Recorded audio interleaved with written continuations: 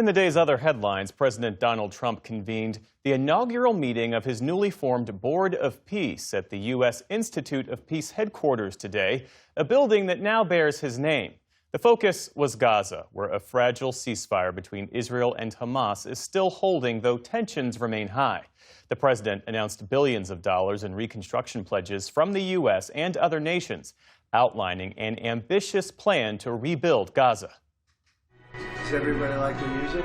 Today in Washington, President Trump's newly formed Board of Peace met for the first time. Today, thanks to unrelenting diplomacy and the commitment of many of the great people in this room, the war in Gaza is over.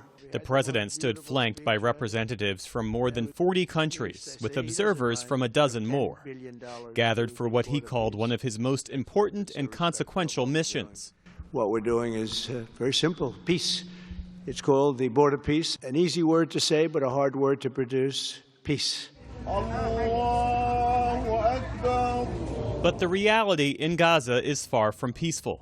Mourners gathered for a funeral for 9 Palestinians killed in Israeli airstrikes this past weekend, in what Israel's military called a response to ceasefire violations by Hamas. Do you believe that there is a Board of Peace? Do you believe that Trump would come defend us? The one who is supplying Israel with weapons, money, with protection, and with an international umbrella.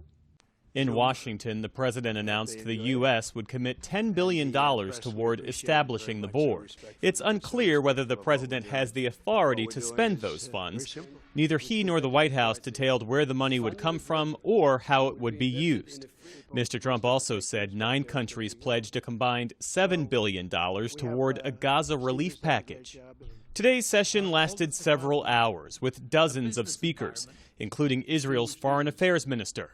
Our previous plans for Gaza failed because they never addressed the core issues: terror, hate, incitement, and indoctrination.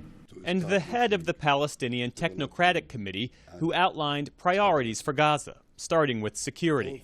We are operating in extremely difficult conditions. Our mandate is simple, President: step by step to build the foundation for lasting peace. Key U.S. allies, including the UK, France, and Canada, were not in attendance. The president said he intends to name his son-in-law, Jared Kushner, as the special peace envoy. Kushner, who has extensive and lucrative business ties in the Middle East, defended the board structure. A lot of these people are volunteers. They're doing this not for any personal gain. People are not personally profiting from this. The head of a newly announced international stabilization force said several countries, including Indonesia and Morocco, have pledged troops. With these first steps, we will help bring the security that Gaza needs for a future of prosperity and enduring peace. Secretary of State Marco Rubio called the board the only way forward. There is no plan B for Gaza. Plan B is going back to war. No one here wants that. In Gaza, peace feels remote. Tents now cover swaths of devastated land. Children play with makeshift lanterns made from empty soda cans. And long lines for food remain a daily reality.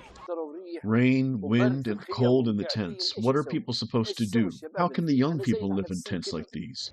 For now, conditions on the ground suggest the Board of Peace faces a formidable test.